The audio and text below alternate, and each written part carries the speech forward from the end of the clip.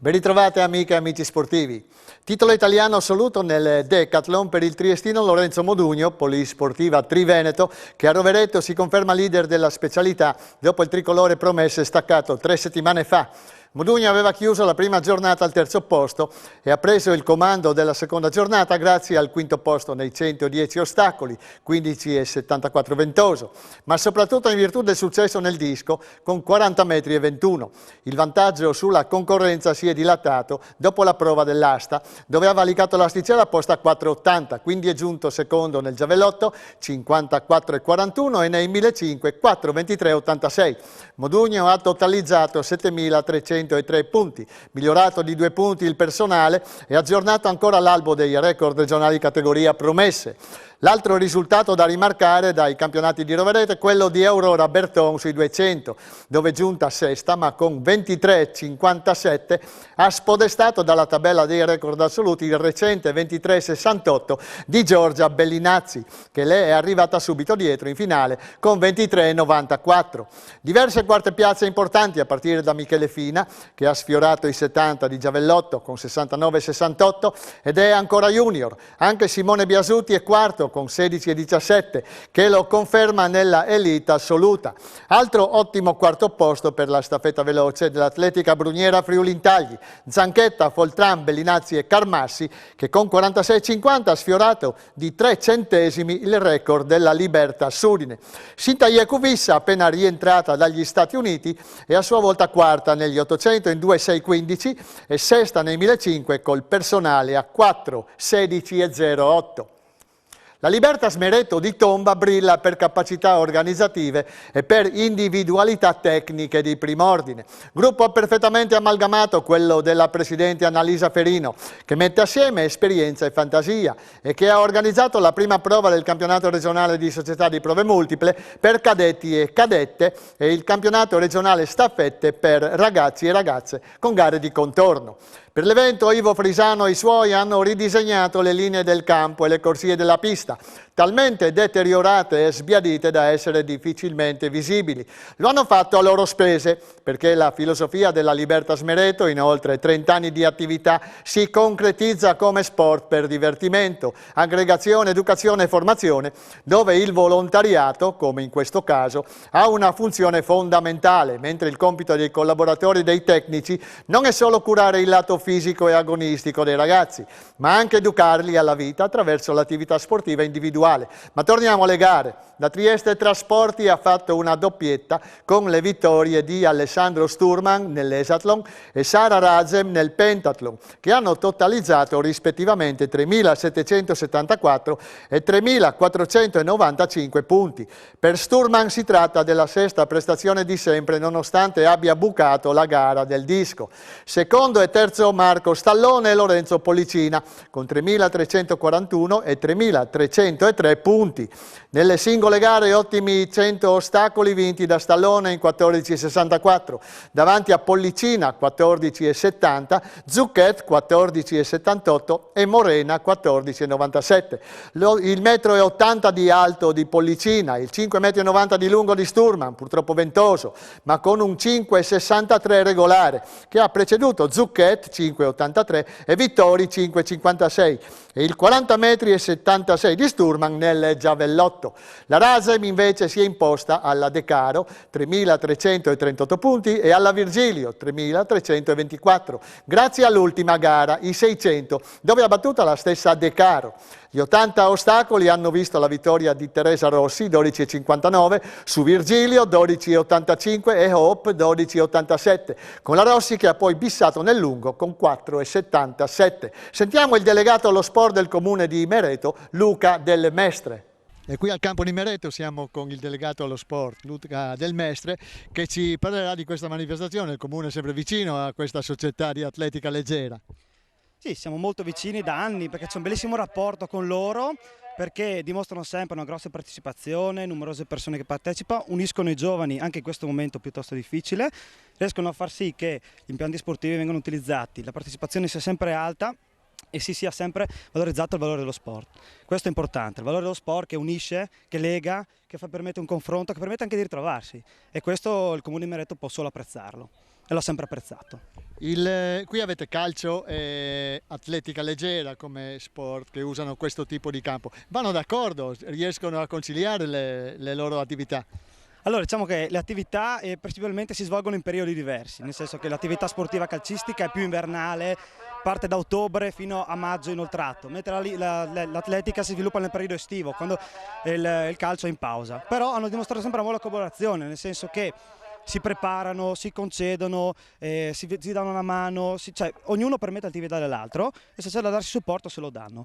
Questo per noi è un valore aggiunto. Quando due società collaborano per un bene comune come lo sport, l'amministrazione può essere solo che soddisfatta. Quindi voi non avete il problema di stare a dividerli se bisticciano, tutto vanno d'amore d'accordo? Allora i bisticci ci saranno sempre, anche perché stiamo discutendo in questo momento la fase delle convenzioni sugli impianti sportivi. La fase è molto delicata perché il regolamento è articolato, si cerca di semplificare, però ci sono delle regole da rispettare.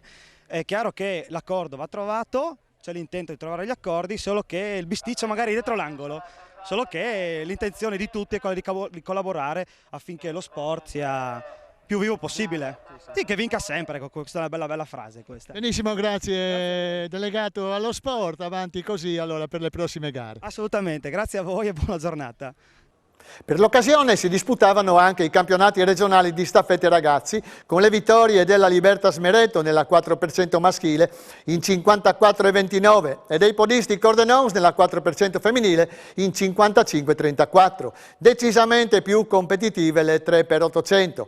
Nella gara maschile 7-32-38 della Sportiamo con Elia Di Biagio, Samuele Di Biagio e Leonardo Cafagna, terza prestazione all time. E di quella femminile con 8 minuti 0 secondi e 64 dei podisti Cordenons con Miriam Blai, Maya Chiarotto ed Ingrid Blai, quarte nelle graduatorie regionali di sempre. Da citare ancora nelle gare di contorno il 19,58 sui 150 ragazzi a opera di Claudio Iacuzzo della Lupignanum.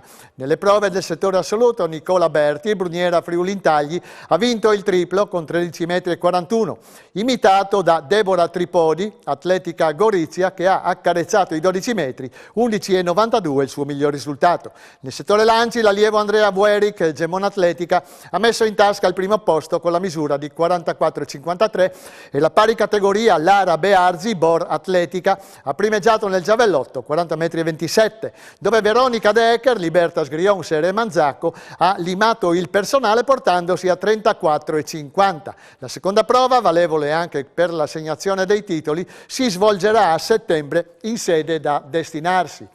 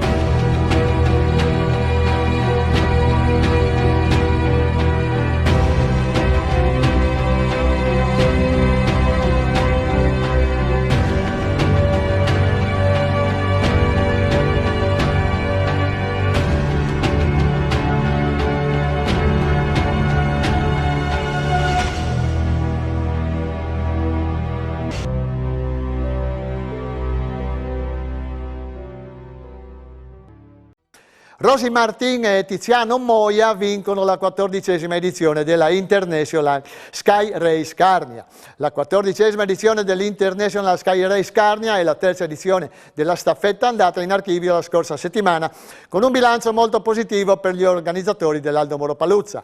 Il cambio percorso con la nuova cima Coppi sul Monte Paularo a quota 2043 metri e la nuova area di partenza e arrivo a Paluzza Centro sono state le novità di quest'anno. La gara, con una lunghezza di 26 km e 500 metri e con un dislivello positivo di 2200 metri, è stata dominata da Tiziano Moia, portacolori della Gemona Atletica, in 2 ore 36-35, il tempo impiegato dal vincitore. Al secondo posto Michele Sulli, Aldo Moro, in 2 ore 44 e 44, e al terzo Eddie Nadi, team Tornado, in 2 ore 48 e 15.